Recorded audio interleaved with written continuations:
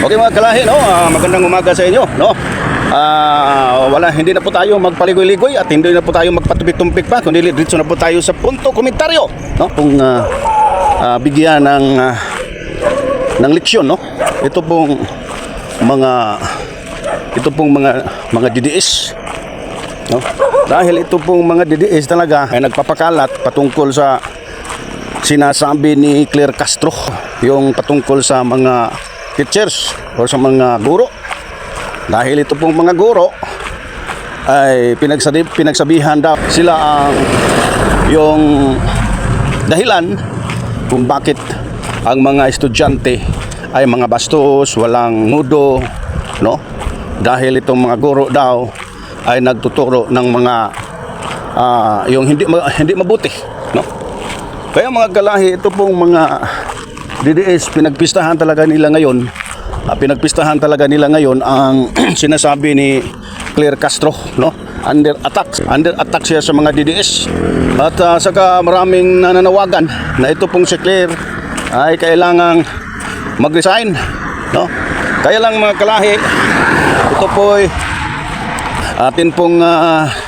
sa atin pong side, hindi po dapat, no? Dahil ang mga taong babatikos kay Claire Castro, yun ay mga taong DDS, yun ay mga taong dilawan or kakamping, no? Yun naman talaga yun naman talaga ang mga nagbabatikos.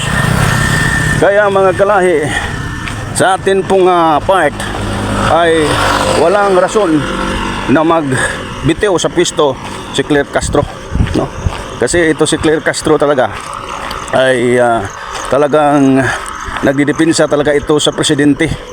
Dahil itong presidente binastos, walang galang, lalo na sa mga kaaway, no? Sa mga opponent, itong mga DDS.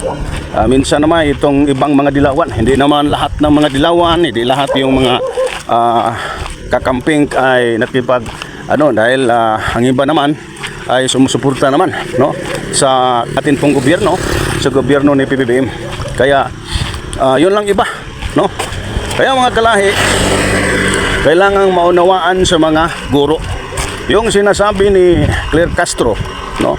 Ang sabi kasi niya, kung atin pong suriin yung konteksto sa sinasabi niya, dahil ito pa talaga parang in-slice talaga itong video, no? Para lang itong mga DDS ay may maitira or may maibato kay Claire Castro. Kaya mga kalahi, ito po ang atin pong side na ito pong mga DDS, no? Lalo na itong mga nagbabatiko sa ating Pangulo, no?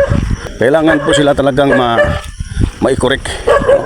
Dahil ito po si Claire Castro po yung nagsasabi o kumbaga nagbibigay lang ng reminder o paalala na sana itong lahat ng yung mga guro ay kailangang magiging sila, dahil yung responsibilidad nila ay malaki, no? Diyan po sa bilang isang guro, no? Malaki naman. Hindi naman madali ang trabaho na bilang isang guro.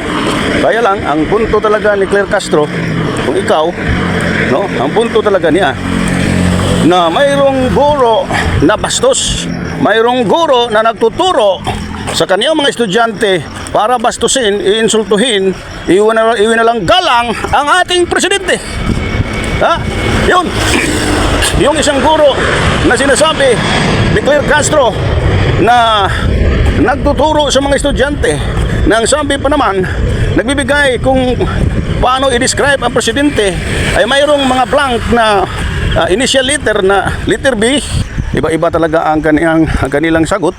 Mayroon namang estudyanteng sumagot na bangag. Yun talaga ang tinutukoy ni Claire Castro. Yun lang. Ito po, under attack po ito si Claire Castro. Ngunit kayong mga guro, no? Walang masama sa pinapaalala ni Claire Castro. Huwag kayong magagalit dahil wala talagang masama sa sinasabi ni Claire Castro, no? Yan na lang tayo mga kalahi. Yan na lang tayo. na kayong mga guro, huwag kayong basta-bastang maniwala sa mga slice video na pinapakalat sa mga DDS dahil walang kwenta yan. Nagbigay ng kaguluhan ang kanilang ginagawa. No? So, dito tayo mga kalay, naglalakad po tayo. Naglalakad po tayo sa madaling araw. Diyan lang po tayo mga kalahi. At huwag kalimutan na mahalin natin ang gobyerno. Huwag nating labanan ang gobyerno dahil pag lumalaban tayo ay linalabanan natin ang Diyos. God bless.